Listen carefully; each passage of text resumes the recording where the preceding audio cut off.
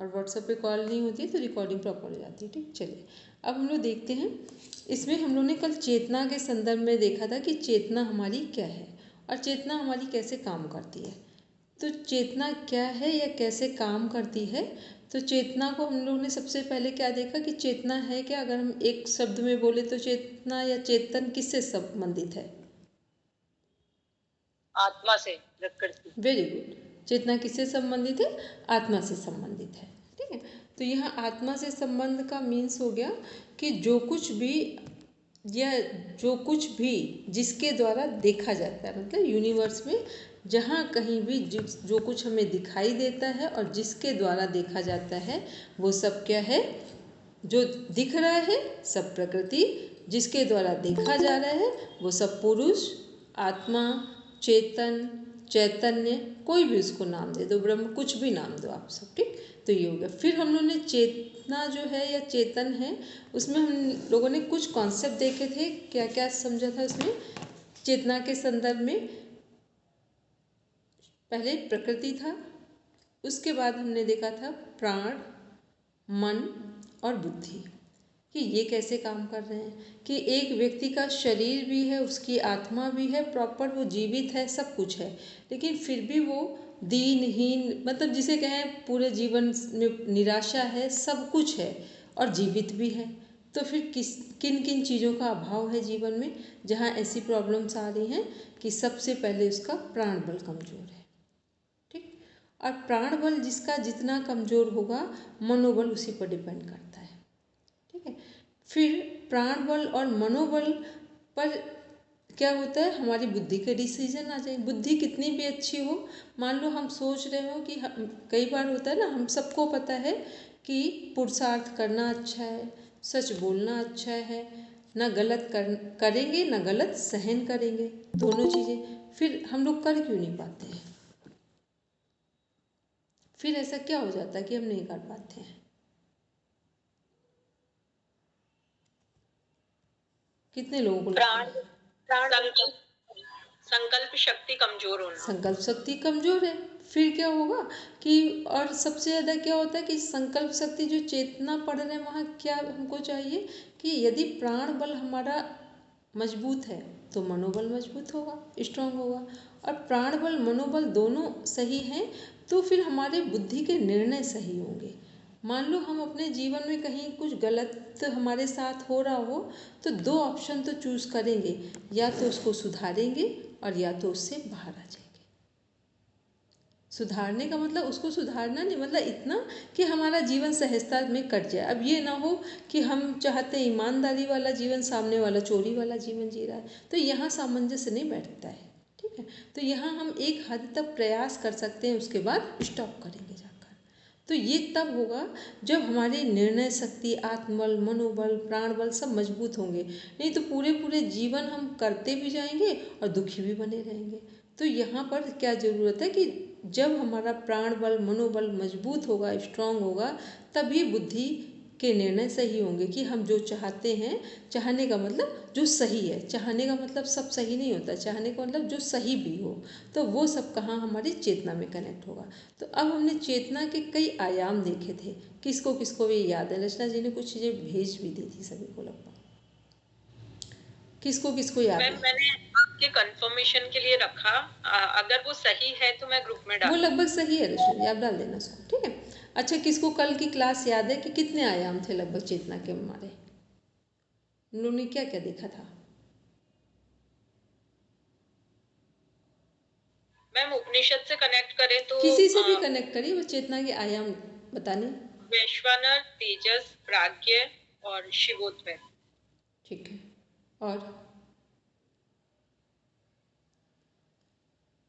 Ma'am सीमा ma'am का message आया, उनका ज्वाइन नहीं हो रहा है। एक नहीं, उन्होंने क्या किया, बस क्लिक किया और हट गई वो। हम उसको जब तक हम अपनी तरफ से करते तब तक वो फिर हट गई है। उनसे बस मैसेज कर दीजिए कि एक बार फिर से रुक जाइए, बस करके हम ले लें, उनको एंटर करा लें।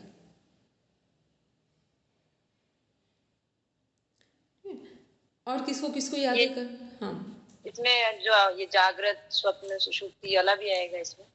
वो भी इसी में जाएगा, जागृत, स्वप्न, सुषुप्ति और तुरीयावस्था। ठीक, रचना जी एक कल आपका कॉन्सेप्ट गलत था, वो अभी बात करते हुए याद आ गया। जहाँ पर हम लोग कोश हमने डिफाइन किए थे, यहाँ पर अन्नमय, प्राणमय, मनोमय और क्या बोलते हैं ये विज्ञान में, और फिर आनंद में। तो जो अन्नमय कोश है वो हमारे किससे संबंधित होगा? अन्नमय कोश किससे संबंधित होगा? स्थूल शरीर से। स्थूल शरीर से संबंधित होगा। ठीक है, तो यदि स्थूल शरीर से संबंधित है तो फिर हमारा कौन सा उसमें सब क्या जाएगा इसमें से, जो हमारे चेतना के आयाम हैं? चेतना के जितने भी आयाम है स्थूल शरीर से कनेक्ट हो गया। तो स्थूल शरीर किस में जा रही है, प्रकृति में या पुरुष में? वो प्रकृति में ही होगा। प्रकृति में होगा फिर। ठीक है, अन्नमय कोश वैसे भी हमारा जो अन्नमय कोश है वो किससे बना है? वो बाहरी शरीर जो दिख रहा है वो उसी को कनेक्ट कर रहा है। तो यहाँ पर ये भी देखना है कि जो हमारा अन्नमय कोश है वो एक एक करके सारे कोशों का बेस है, ऊपर से नीचे।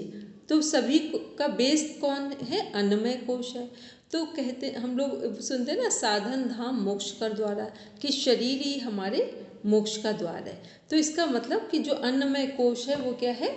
हमारे जीवन का एक आधार भी है। प्रकृति क्या है? सारी चीज़ों का माध्यम है। यदि प्रकृति ही ना हो तो किसका, कहाँ मोक्ष की बात होगी, कहाँ संसार होगा? तो प्रकृति भी हमारी, जितना पुरुष का इम्पोर्टेंस है उतना ही हमारी प्रकृति का भी महत्व है। इसमें से कोई ऐसा नहीं है जिसको हम ये कहें कि एक इम्पोर्टेंस रख रहा है, एक का अहम रोल है और एक का कोई रोल ही नहीं है, ऐसा कुछ भी नहीं है। तो यहाँ पर देखना सिर्फ इतना है कि जो प्रकृति है और जो पुरुष है, तो अन्नमय कोश किसको दिखा रहा है, प्रेजेंट कर रहा है? प्रकृति को।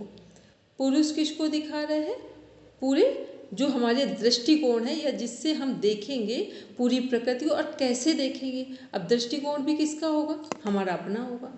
मान लो कि कोई भी चीज़ हमने देखी तो किसी को लग रहा है केवल संसार भोग के लिए है, किसी को लग रहा है कि संसार योग के लिए है।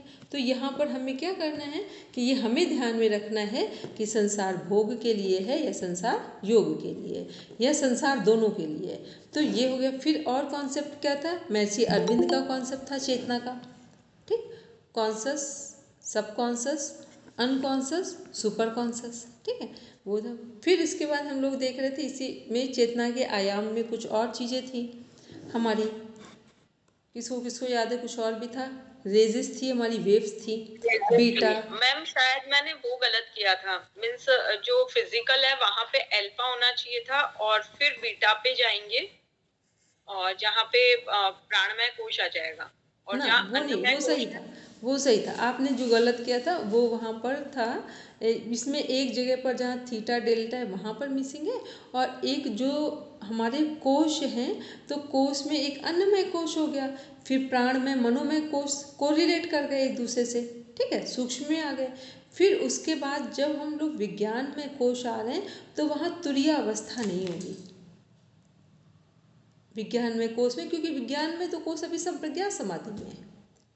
ठीक है, तो वहाँ तुरीय अवस्था नहीं होगी। ये वाला बस ठीक करना, बाकी लगभग सही था उसमें। ठीक है, तो क्योंकि तुरीय अवस्था को अगर कनेक्ट करेंगे तो आनंदमय कोश से कर सकते हैं जाकर, लेकिन वो भी वो आनंदमय कोश जब वो आनंद परमानंद में चला जाए, ये ध्यान रखेंगे। जैसे हम लोग वहाँ क्या देख रहे थे, संप्रज्ञात समाधि में हमने क्या देखा था? स्थूल, सूक्ष्म, फिर क्या था? अस्मिता, और आनंद भी था वहाँ पे, जो संप्रज्ञात में जो चार हैं। तो वहाँ आनंद कौन वाला आनंद है? जहाँ पर हमारी प्रज्ञा जागृत हो गई है, सही और गलत के बीच में भेद समझ में आ गया है। ठीक, आनंद किस कौन सा है? जो जैसे मान लो अभी तक हम लोग जीवन में, मान एक उदाहरण देते हैं कि घर पे हैं और किसी व्यक्ति की पूरा जीवन गुजर गया, उसके हस्बैंड से या बच्चों से नहीं बन रही है, पूरा जीवन हो गया, और वो एक टाइम ऐसा आया योग करने से या किसी के मिलने से या अपनी खुद की चेतना जागृत हो गई कि विचार आया कि हम इस व्यक्ति को पूरे जीवन हम क्यों सुधारने का प्रयास कर रहे थे। जितना हमें सुधरना था उतना कर लेते, जहाँ तक स्वीकार कर सकते थे कर लेते, और कुछ भी नहीं हो सकता था तो फिर मौन हो जाते। उस चीज़ से ना अच्छा ना बुरा दो कर लेते। क्योंकि देखो ये जीवन है, यहाँ पर सब घटनाएं किसी ना किसी रूप में हमारे आसपास होती हैं। तो ये क्या है, तो आनंद का मीन्स हो गया जहाँ हमारा विवेक जागृत होता है, वहाँ आनंदमय कोश काम कर रहा है। ठीक। लेकिन जब परमानंद की बात करते हैं तो वो परमानंद सच्चिद आनंद ये किस में जा रहे हैं? अगर ये आनंद सच्चिद आनंद वाला है तो ठीक है। सहज में जो आनंद है, जो अभी है और थोड़ी देर बाद खत्म हो गया, वो आनंद नहीं है। ठीक, इसको बार बार ध्यान रखें। योग में किस आनंद की बात की जा रही है? जो कंटिन्यू हो, वो आनंद। और जब हम लोग आनंद केवल देख रहे हैं तो कहाँ तक देख रहे हैं? संप्रज्ञात समाधि तक। ठीक। अगर आनंद वहाँ नहीं होता तो संप्रज्ञात समाधि के बाद असंप्रज्ञात की जरूरत क्या थी? किसको किसको समझ में आ रही है? संप्रज्ञात में हम लोगों ने देखा था 4 चीजें देखी थी। कौन कौन सी समाधि थी वहाँ पर? वितर्क विचार आनंद अस्मिता। वितर्क विचार आनंद अस्मिता। तो आनंद अगर ये परमानंद, ये मोक्ष होता तो फिर अभी असंप्रज्ञात की जरूरत क्यों पड़ती? क्लियर? ठीक। संप्रज्ञात का अर्थ क्या था? सम हो गया, उसको अलग कर ले, प्रज्ञा, जहाँ प्रज्ञा सम होकर काम कर रही हो। ठीक है, सम का मतलब संतुलन हो, प्रज्ञा मीन्स विवेक जागृत हो। तो संप्रज्ञात समाधि में हमारा विवेक जागृत है, इसलिए हम आनंद अनुभव कर रहे हैं कि संसार और अध्यात्म को अलग अलग करके देख पा रहे हैं। मतलब जिएंगे यहीं पर, घर पे ही रहेंगे। कई बार हमें लगता है घर छोड़कर हम आश्रम चले जाएं। आपको ऐसा लगता है आश्रम में सुख मिल जाएगा?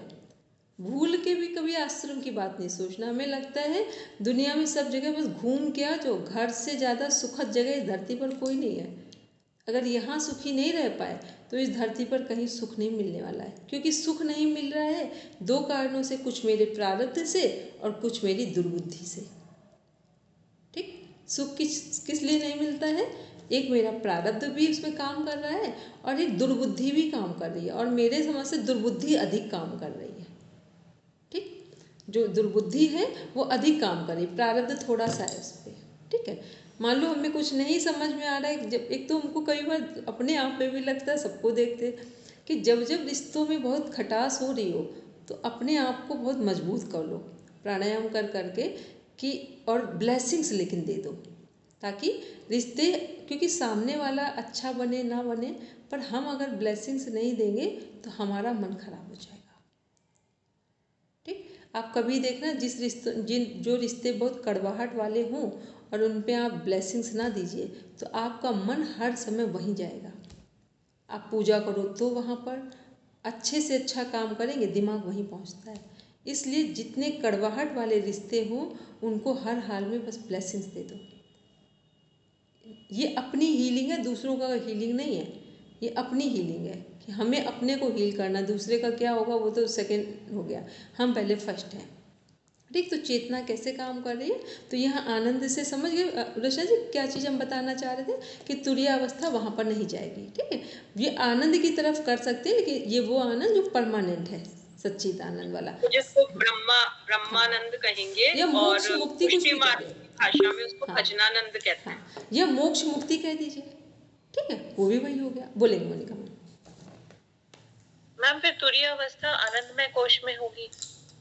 हाँ, आनंदमय कोश में होगी, लेकिन बस ध्यान रहे कि जब कभी ये आनंद उस आनंद में जोड़ दिया जाए, इसलिए अपने आनंद को ध्यान में रखकर बोलेंगे सच्चिद आनंद। ठीक। वो आनंद नहीं जो थोड़ी, जैसे कल हम लोग और दिव्या से बात हो रही, दिव्या ने भी बोला था कि कई बार होता है कि हमने कहा कि डेल्टा और थीटा, ठीक, सॉरी थीटा और डेल्टा। डेल्टा का मीन्स है इतनी गहरी नींद आई, इतना साउंड स्लीप हमने फील किया जगने के बाद कि ऐसा लग रहा है कि अपने आप में स्वर्ग धरती पर ही है। ठीक।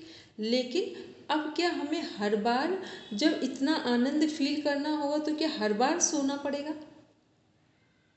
ठीक। इसी के लिए योग क्या कह रहे हैं कि हम मेडिटेशन को कंटिन्यूटी में लेकर आए। और मेडिटेशन कब होगा? जब हमने अपने जीवन की हर चीज़ को प्योरिटी के फॉर्म में कन्वर्ट कर दिया हो। प्योरिटी का मीन्स क्या हो गया? जो कुछ कर रहे हैं इसमें से सब छूटने वाला है, सब जाने वाला है। अभी हमने जो समय यूज़ कर लिया अब ये नहीं आएगा। जिस कपड़े को पहन लिया इसकी लाइफ कम हो गई है। ठीक। इतना अगर हम लोग अच्छे ढंग से समझ के जीवन जी रहे हैं तो फिर हम मेडिटेशन तक चले जाएंगे। और मेडिटेशन में आप जैसे ही हम लोग पहुंचते हैं तो वहाँ क्या होता है, जिस चीज़ की हमें आवश्यकता होती है उस समय हमें वो उपलब्ध हो जाता है। क्यों उपलब्ध होता है? क्योंकि अब हमने अपनी चेतना को यूनिवर्स से जोड़ दिया है। हमने कुछ अपना रखा ही नहीं, हर चीज़ यूनिवर्स के साथ कनेक्ट कर दिया है। तो जब हमें जिस चीज़ की आवश्यकता पड़ेगी हमें वो चीज़ प्राप्त हो जाएगी। ठीक, तो ये क्या है, ये चेतना की उच्चतम अवस्था है। लेकिन कहाँ तक? संप्रज्ञात समाधि तक। अब इससे आगे जब ध्यान भी छूटेगा वो क्या होगा? मोक्ष, मुक्ति, परमानंद, असंप्रज्ञात, कैवल्य, कुछ भी नाम दे दें। क्योंकि संप्रज्ञात के बाद असंप्रज्ञात क्यों जुड़ा है? क्योंकि अब जो हमारी बुद्धि है, क्योंकि सबसे ज़्यादा इस धरती पर अहंकार किस बात का है? ज्ञान का। इसलिए ज्ञानियों को कभी मुक्ति नहीं होती, ज्ञानियों की।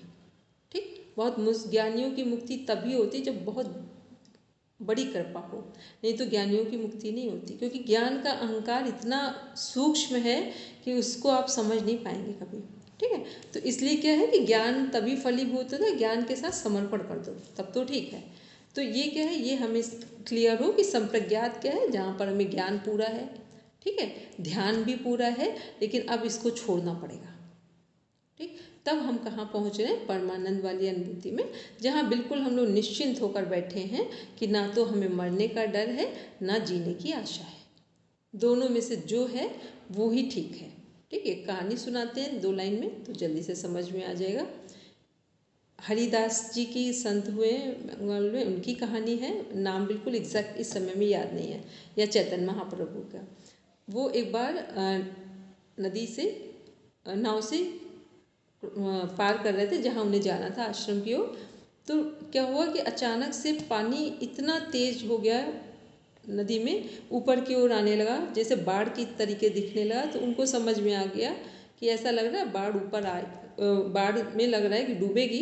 ऐसा मतलब उन्होंने कुछ सोचा नहीं, बस उन्होंने ये सोचा कि अब इतना पानी ऊपर आ ही रहा है तो क्यों ना थोड़ा भगवान की हेल्प कर दें। तो अपने हाथ से भर भर के पानी नाव में डालने लगे। उनका डूबना है तो भगवान की सहायता करके डूबे। ठीक है, फिर आधे घंटे बाद कुछ ऐसा सिनेरियो प्रकृति में घटा, ये सच्ची घटना है। और आधे घंटे बाद कुछ ऐसा हो गया कि अपने आप पानी नीचे जाने लगा। तो फिर उन्होंने क्या किया, अब हाथ से भर भर के पानी ऐसे बनाकर, हाथों को जोड़कर भर भर के पानी बाहर फेंकने लगे। तो उसमें जो उनके साथ उनके कुछ लोग, शिष्य लोग बैठे थे, उन्होंने कहा ये तो बिल्कुल समझ नहीं आए, पहले आप भर के अंदर डालने लगे, अब भर कर बाहर डालने। उन्होंने कहा जिधर ईश्वर की मर्जी हो उधर काम कर दो, अपना कोई विवेक यूज़ नहीं करेंगे। ईश्वर की मर्जी लग रही थी नाव डूबेगी तो हमने कहा ईश्वर को सहायता कर दे, अब लग रहा है ईश्वर को बचाना है तो हमने सोचा पानी बाहर कर दे। ठीक, ये क्या है? ये प्रकृति के साथ जुड़ जाना है। तो ऐसे लोगों को ना मृत्यु का भय है ना जीवन की आशा है, जो मिल जाए उसमें बिल्कुल सही। लेकिन ये बहुत उच्च अवस्था का नाम है। तो इस चेतना के डायमेंशन में हम लोग केवल अपने लिए इतना समझ लें कि ना दुख देंगे और ना दुख लेंगे। ठीक, हम लोग कितनी चेतना जगा लें कि ना हम किसी को कष्ट पहुंचाएंगे और ना अपने आप को पीड़ित रखेंगे। बस इतनी हम लोग की चेतना जग जाए तो मनुष्य जन्म मिल जाएगा दूसरी बार। ठीक है बस हम लोग इतनी की तैयारी कर ले, बाकी जिसका जल्दी हो जाए साक्षात्कार बात है। क्या कह रहे शिवा? ऐसी चेतना जागृत करना बहुत कठिन तपस्या है। हाँ, इतना तो हो सकता है, अगर बहुत कृपा हो जाए तो इतने तक जा सकते। तो कम से कम हम लोग जो योग पढ़ रहे हैं तो ये तो लगे योग की फीस दी है तो इतनी चेतना जागृत कर लिया हम लोगों ने। ठीक चलिए, ठीक, तो अब हम लोग ने चेतना के जितने आयाम थे उनको पहले समझा कि चेतना क्या है। चेतना आत्मा का तत्व है या आत्मा है। चेतन शब्द आत्मा से जुड़ता है, चैतन्यता भी आत्मा से जुड़ता है। चेतन को ताकत किससे मिलती है? पुरुष को या प्रकृति को, आत्मा को या शरीर को? प्राण तत्व से मिलती है, प्राण बल से मिलती है। प्राण बल से ही मनोबल हमारा काम करता है। मनोबल से हमारी बुद्धि सही निर्णय लेती है, और बुद्धि सही निर्णय ले इसके बावजूद भी हमें अपनी प्रज्ञा का, विवेक का क्या करना पड़ता है? विवेक से वैराग्य करना पड़ता है, क्योंकि तभी हम मोक्ष मुक्ति को प्राप्त होंगे या अपने चेतन स्वरूप में उपलब्ध होंगे। फिर इसमें था, इसके बाद हम लोगों ने कल ही बात की थी कि स्वरूप क्या है, कि वेदों में क्या है? वेदों में ईश्वर को क्या कहा गया है? सभी चीज़ों में ईश्वर को एक्सेप्ट किया गया है। अपने यहाँ सनातन धर्म में क्या है? पौधों की भी पूजा हो रही है, ठीक। जितने हमारे पंच तत्व में, चाहे वो पृथ्वी हो, जल हो, अग्नि हो, वायु हो, आकाश हो, सभी पंच तत्वों की पूजा हो रही है, ठीक है। तो अपने इसमें देखेंगे सनातन में, अपने क्या, ये तो सनातन पूरी संस्कृति है, तो सनातन में सभी चीज़ पूजनीय है, किसी कोई को भी कम ज़्यादा नहीं माना गया है, सभी का अहम रोल है। फिर उपनिषद में क्या है?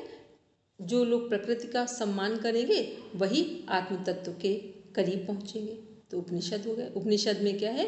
प्राण ही ब्रह्म है, और मनुष्य जीवन किसके लिए मिला है? ब्रह्म को प्राप्त करने के लिए, अहम ब्रह्मास्मि को महसूस करने के लिए। फिर श्रीमद् भगवद गीता में क्या है कि दुख का जो संयोग है उसका जैसे वियोग करेंगे वही योग है, तो अब चेतना को वहाँ योग में अब डिफाइन कर रहे हैं, ठीक है। फिर इसके बाद योग सूत्र में क्या है? योगश्च चित्त वृत्ति निरोधा, सभी वृत्तियों का निरोध कर दे तो चित्त क्या हो जाएगा? खाली हो जाएगा, चित्त में कोई संस्कार नहीं पड़ेंगे, तो फिर हम मुक्त हो गए। योग वशिष्ठ में क्या है? जीवन जीने संसार सागर से पार होने की कुंजी का नाम ही योग है, तो वो योग ज्ञान के द्वारा है। दूसरा और एक प्राण संनिरोध के द्वारा भी हम योग को प्राप्त कर सकते हैं, मतलब प्राणायाम के द्वारा भी अपने आत्म तत्व में उपलब्ध हो सकते हैं, चेतन स्वरूप को, चेतना को जागृत कर सकते हैं। इसके बाद हम लोगों ने आध्यात्मिक और वैज्ञानिक पक्ष देखा था। आध्यात्मिक पक्ष क्या है? जहाँ पर हम मोक्ष मुक्ति की बात करते हैं वो आध्यात्मिक पक्ष है। वैज्ञानिक पक्ष क्या है कि जो मोक्ष और मुक्ति की बात है उससे हमें मिलेगा क्या, जिनका मोक्ष और मुक्ति की जो जिन लोगों ने प्राप्त कर रखा है उन्हें क्या मिलेगा?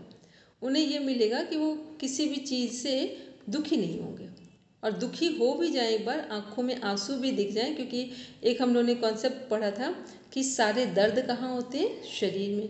सारे दुख कहाँ होते हैं? मन में, ठीक। तो शरीर में दर्द का, मान लो कि कोई संत महापुरुष है, एकदम हाथ कट जाए, एक्सीडेंट हो जाए, या कोई ऐसी चोट लग जाए बहुत भयानक, तो वो दुखी भी हो जाए, तो वो किसके लेवल पे है? शरीर का जो दर्द है वहाँ, क्योंकि न्यूरॉन्स जो हैं वो मैसेज दे रहे हैं उस पेन का, इसलिए। लेकिन वो दुखी नहीं होंगे। दुखी क्यों नहीं होंगे? क्योंकि वो बिल्कुल, उनका माइंड क्लियर है इस बात से कि संसार में सब कुछ जाने वाला है, यहाँ जिस चीज़ का जन्म हो जाता है उसकी मृत्यु सुनिश्चित है, ठीक। लेकिन क्या सुनिश्चित है? इसके साथ साथ मृत्यु, कई बार विवेकानंद जी अपने छोटी छोटी मीटिंग्स में बोलते थे, और आज भी जो रामकृष्ण परमहंस जी के जो मिशन चलते हैं उनमें ये बताया जाता है कि मृत्यु एक बार ही होनी है, तो हर समय भयभीत क्यों होते हैं? और जब होनी है वो समय निश्चित है, तो हर समय भयभीत किस लिए हो रहे हैं? और ये बात हम लोग पूरे पूरे जीवन निकल जाता है, इस बात से बाहर ही नहीं आते। कई बार आप देखो कि अभी हम लोग अहमदाबाद एक वो प्लेन क्रैश हुआ था, ठीक है, बिल्कुल रिसेंट में, किसको किसको याद है? एक व्यक्ति बचा था केवल, और सारे के सारे लोग नहीं रहे। इसका मतलब समझ में आया कि अगर बचना होगा तो कहीं से भी व्यक्ति बचेगा, और नहीं बचना होगा तो घर पर लेटे लेटे ही व्यक्ति चला जा रहा है, ठीक है। तो ये क्या है? इन बातों को समझना है अपने जीवन के दृष्टिकोण के लिए कि फिर हम लोग किस बात से भयभीत हो रहे हैं, ठीक है। तो ये चेतना के संदर्भ में है, यही उसका क्या है? वैज्ञानिक पक्ष है। आध्यात्मिक पक्ष क्या है कि जीवन हमें किस लिए मिला है? केवल और केवल आत्म तत्व को प्राप्त करने के लिए, केवल और केवल इस यूनिवर्स में नए नए अनुसंधान करने के लिए। और वैज्ञानिक पक्ष क्या है कि हर दिन मृत्यु को क्यों फेस कर रहे हैं, और मृत्यु को फेस, जैसे ही हमारा मृत्यु का भय हमारे जीवन में आता है वैसे ही हम क्या करते हैं? पूरे जीवन में सारे सब कुछ हम लोग क्यों इकट्ठा कर रहे हैं? इसीलिए ना, एक भय है, ऐसा नहीं किया तो क्या होगा, ऐसा नहीं किया तो क्या होगा। कई बार हम सब लोग सोचते हैं कि इतना होना चाहिए, इतना होना चाहिए। कुछ समय पहले सुनामी आई थी, हो गए हैं आज से शायद 22 साल हो गए करीब करीब, ठीक। सुनामी लहर आई थी, उसमें LIC इंश्योरेंस, मतलब जितने हमारे ये गवर्नमेंट जो जहाँ हम लोग फंडिंग करते हैं, ठीक, वो डिपार्टमेंट्स ने, आपको पता है ना, उसमें लिखा होता है कोई भी नेचुरल डिसास्टर्स आएंगे तो आपका 1 अरब हो कि 10 खरब हो, मिलियन ट्रिलियन बिलियन कुछ लगाओ उस पर, कुछ भी प्रॉपर्टी उसमें रखी हो, उसका कोई लेन देन नहीं होगा। ठीक, तो हम लोग तो कुछ नहीं खोया, हम लोग के पास इतना है ही नहीं। तो ये क्या है कि जब प्रकृति को ही लेना होगा ना, तो वो 1000 बहाने ढूंढ लेगी, और जब प्रकृति को देना होगा तो भी वो 1000 बहाने ढूंढ लेगी। तो इसलिए हमारा ध्यान अपने लक्ष्य पर हो। लक्ष्य का मतलब जो हमने अपने जीवन में गोल डिसाइड किए हों, उनको हमें कैसे पूरा करना है, उस पर लगाएं। जीवन रह गया तो एग्ज़ाम दे देंगे जाके, नहीं रहा तो कोई बात नहीं, अगली बार नेट का एग्ज़ाम देंगे जाके। ठीक, इतने स्वतंत्र भाव से पूरा अपना मन लगा के पढ़ना है, ताकि मन में क्या हो, कोई भय ना हो। तो भय नहीं होता है तो आप देखेंगे जो काम हम 2 घंटे में करते हैं उसे केवल 10 मिनट में कर लेंगे। और जब जब भय बहुत अधिक होता है तब तब हमारी जो मानसिक मेंटल जो एनर्जी है वो वीक होती चली जाती है। ठीक, तो चेतना क्या है, इसका समझ में है कि आध्यात्मिक पक्ष क्या है और वैज्ञानिक पक्ष क्या है। वैज्ञानिक का मीन्स हो गया कि हम जीवन को देख कैसे रहे हैं, जीवन को जी कैसे रहे हैं, ये वैज्ञानिक पक्ष हो गया। अभी एक रियल घटना है, किसी ने बताई थी, उपनिषदों की एक क्लास चल रही थी, उसमें उन्होंने अपने घर में किसी व्यक्ति की बात बोली थी, जो बच्चे उनके स्कूल में पढ़ते हैं, वहाँ कोई इंग्लिश मीडियम CBSE या ICSE बोर्ड की।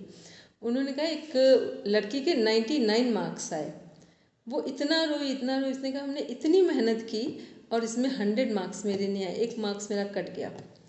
तो उसका जो भाई था वो, उन्होंने अपने घर में किसी की बात बताई थी, कहने जो उसका छोटा भाई था 6 में पढ़ता था, वो बड़ी, जब बहुत देर हो गई उसको रोते रोते, तो उसने पूछा क्यों रो रही हो दीदी, तो उसने कहा अरे दीदी इसमें क्या है, 99 में तो 3 लोग पास हो जाते हैं।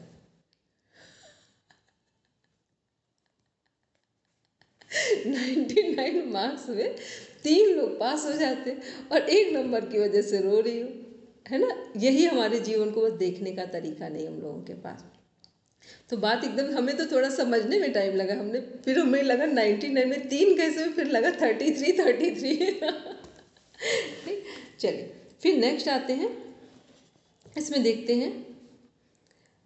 अब हम लोग देख रहे हैं कि ये जो हमारे मानव चेतना विकास के जो आयाम है, यौगिक विधियां हैं, तो भक्ति योग में सबको पता है, भक्ति योग में कितने कॉन्सेप्ट हैं, किसको याद है। श्रीमद् भगवद गीता में भी भक्ति योग है। ठीक, तस्य वाचका प्रणवा ईश्वर प्रणिधानाद्वा कहाँ है, योग दर्शन में है। ठीक, फिर भक्ति के हमारे नवधा भक्ति भी है, नारद भक्ति भी है, सांडिल्य भक्ति सूत्र भी है। ठीक, ये क्लियर हो रहा है कि भक्ति योग में क्या आ रहा है। भक्ति योग में भक्ति से संबंधित जितने आयाम हैं उनके द्वारा हम कैसे अपना आध्यात्मिक और वैज्ञानिक पक्ष विकसित करेंगे। फिर आता है ज्ञान योग, श्रीमद् भगवद गीता में ज्ञान योग भी है, योग वशिष्ठ में भी ज्ञान योग है, क्योंकि यहाँ पर लिखी हुई हैं बुक्स ऊपर।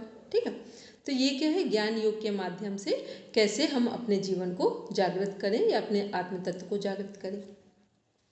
फिर है कर्म योग, श्रीमद् भगवद गीता में भी कर्म योग है।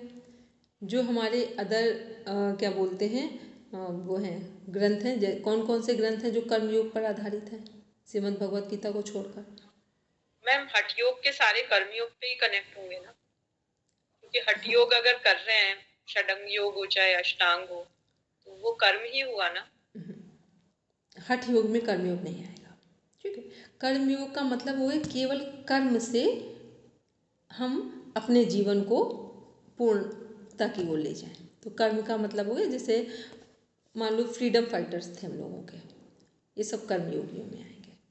ठीक है, तो इस तरह के लोग कर्मयोगियों में जाएंगे, जिन्होंने मतलब तो इस तरह उपनिषद कनेक्ट हो जाएंगे, जैसे ईशावास्य उपनिषद है वो आ जाए, उसमें है ना कर्म की अवधारणा है, विद्या है, वो सब कर्म में योग में ही कनेक्ट होगा जाकर। ठीक, फिर मंत्र योग है। मंत्र योग का सबको पता है कि मंत्र योग सबसे अधिक अगर किसी का वैज्ञानिक पक्ष देखा जाता है तो वो मंत्र योग का है।